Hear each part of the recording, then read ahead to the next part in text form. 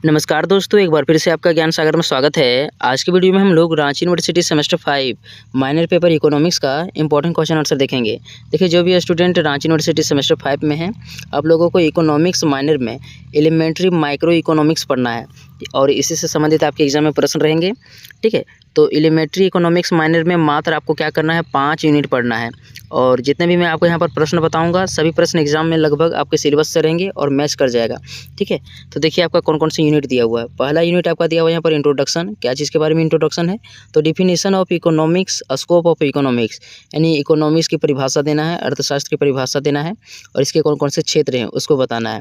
Second unit देखिए आप लोग, सेकेंड यूनिट यहाँ दिया हुआ है आपका market forces, demand and supply, मतलब जो मार्केट की बले होती है, बाज़ार की क्या क्या मांग होती है और सप्लाई होती है उसको पढ़ना है। थर्ड यूनिट आपका दिया हुआ है कंज्यूमर बिहेवियर, यानी जो उपभोक्ता होता है इसके क्या क्या मतलब बिहेवियर होते हैं उसको देखना है।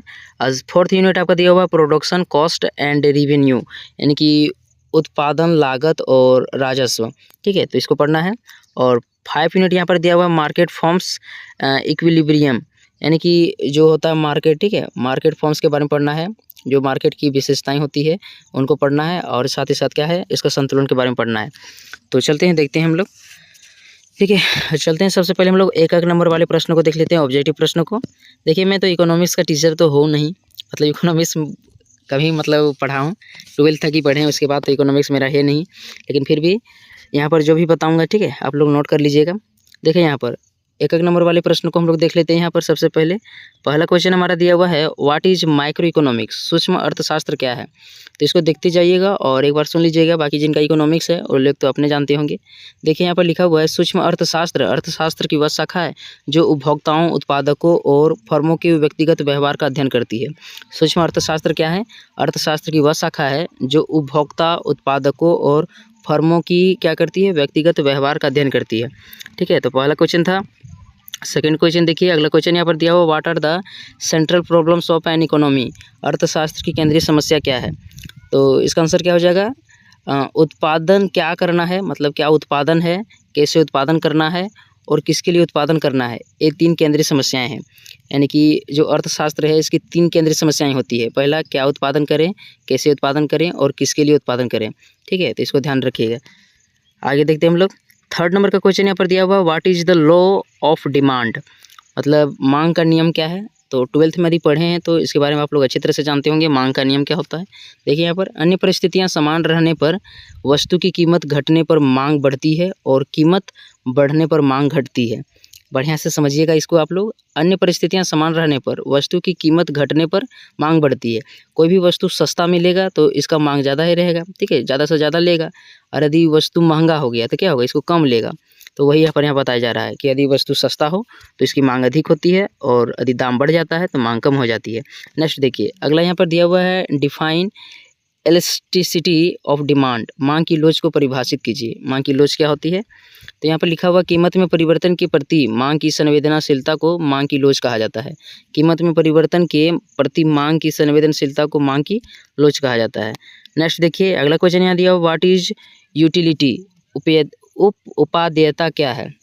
यूटिलिटी क्या होता है, यहाँ देखिए आप लोग, यहाँ लिखा हुआ, किसी वस्तु के व्यक्ति को प्राप्त संतोष या तृप्ति की भावना को उपादेयता कहते हैं। किसी वस्तु से व्यक्ति को प्राप्त संतोष या तृप्ति की भावना को क्या कहते हैं, उपादेयता कहते हैं। मतलब कोई व्यक्ति जो है, ठीक है, कोई व्यक्ति क्या कर रहा है, कोई वस्तु को ले रहा है तो उससे उसको कितना संतुष्टि मिल रहा है, कितना वो संतोष है, इसी को क्या कहते हैं, उपादेयता कहते हैं।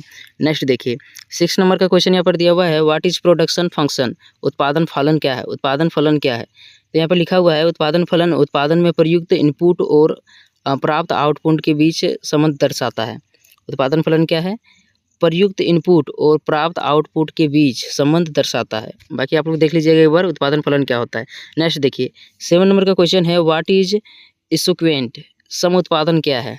इक्विवेलेंट क्या होता है, देखिए यहाँ पर लिखा हुआ है, वे वक्र जो समान मात्रा के उत्पादन के लिए विभिन्न इनपुट संयोजनों को दर्शाते हैं सम उत्पादन कहलाते हैं। कहीं कहीं गलती भी हो जाएगा, ध्यान रखिएगा थोड़ा सा, क्योंकि इकोनॉमिक्स का मतलब पहले बता दिए हैं, स्टूडेंट तो मैं रहा नहीं हूँ, तो क्या है समुत्पादन वक्र क्या है, तो वे वक्र जो समान मात्रा के उत्पादन के लिए विभिन्न इनपुट संयोजनों को दर्शाते हैं समुत्पादन वक्र कहलाते हैं। नेक्स्ट देखिए 8 नंबर का क्वेश्चन यहाँ पर दिया हुआ है, व्हाट इज परफेक्ट कंपटीशन, पूर्ण प्रतियोगिता क्या है। यहाँ लिखा हुआ है जहाँ बहुत से विक्रेता और क्रेता हों और सभी को समान जानकारी हो वहाँ बाजार को पूर्ण प्रतियोगिता कहा जाता है। मतलब क्या है, एक बाज़ार है जहाँ पर बहुत सारे क्रेता है, खरीदने वाले हैं, विक्रेता है, बेचने वाले हैं और सभी को बाज़ार की अच्छी तरह से जानकारी है, इसी को क्या कहा जाता है, पूर्ण प्रतियोगिता कहा जाता है। नेक्स्ट देखिए 9 नंबर का क्वेश्चन है, व्हाट इज़ मोनोपोली, एकाधिकार क्या है। तो इसको अपने से आप लोग लिख सकते हैं, एकाधिकार क्या है, कोई भी चीज़ जो बेच रहे हैं मार्केट में उस पर आपका अपना अधिकार होना चाहिए। आप जब चाहें तब अपने मांग के हिसाब से पैसा बढ़ा सकते हैं और घटा भी सकते हैं। ठीक है, तो यहाँ पर क्या हो जाएगा एकाधिकार, जब किसी वस्तु या सेवा का केवल एक उत्पादक या विक्रेता होता है उसे एकाधिकार कहा जाता है। बेचने वाला केवल एक रहेगा, खरीदने वाला बहुत रहेगा।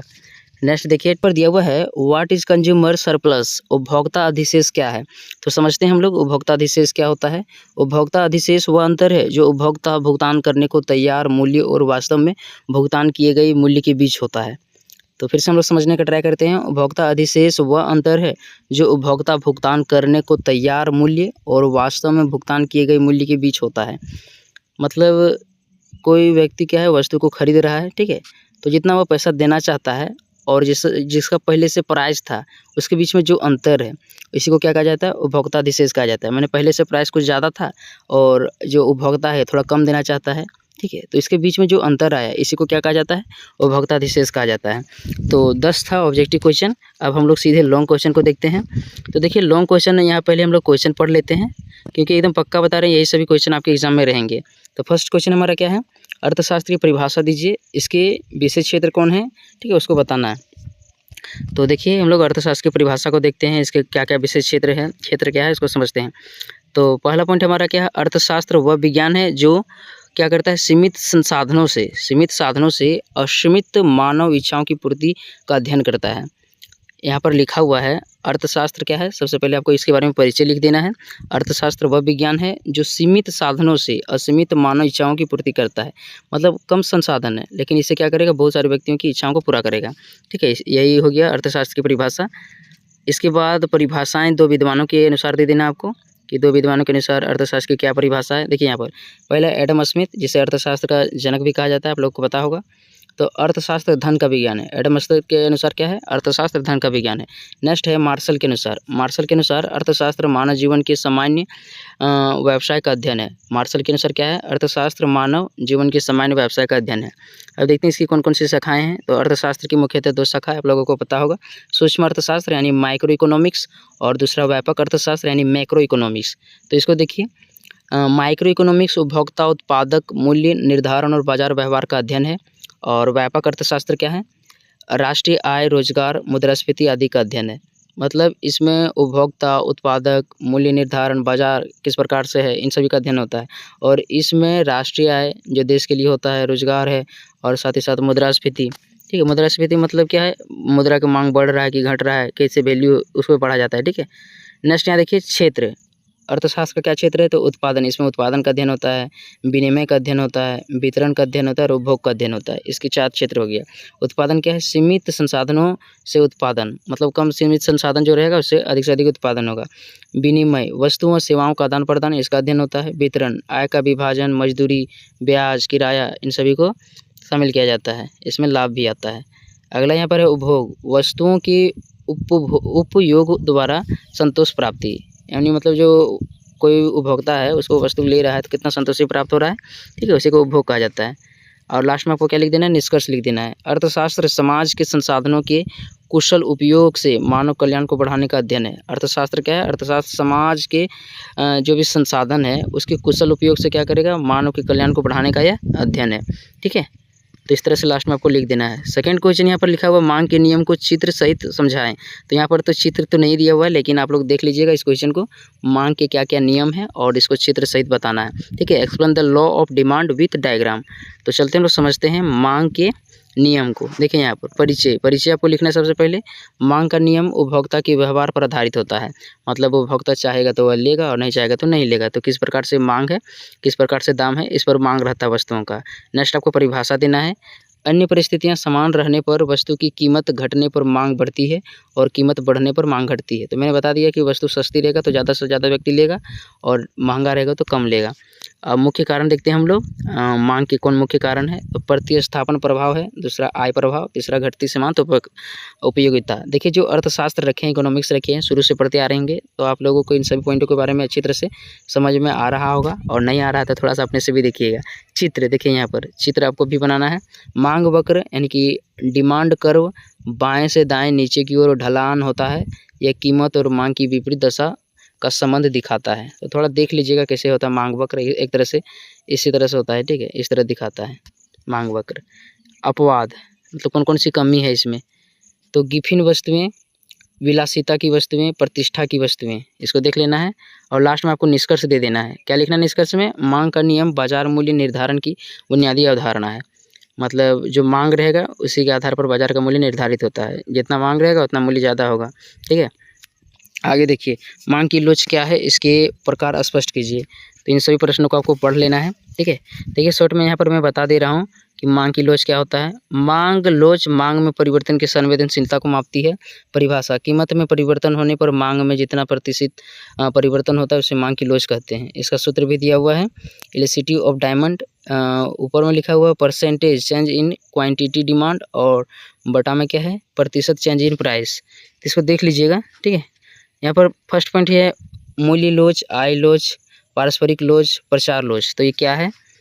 तो ये क्या है? यह सूत्र है, ठीक है। इस सूत्र से निकाला जाता है, या फिर मांग लोच के एक तरह से प्रकार हो सकता है, ठीक है। आगे यहाँ पर दिया हुआ महत्व।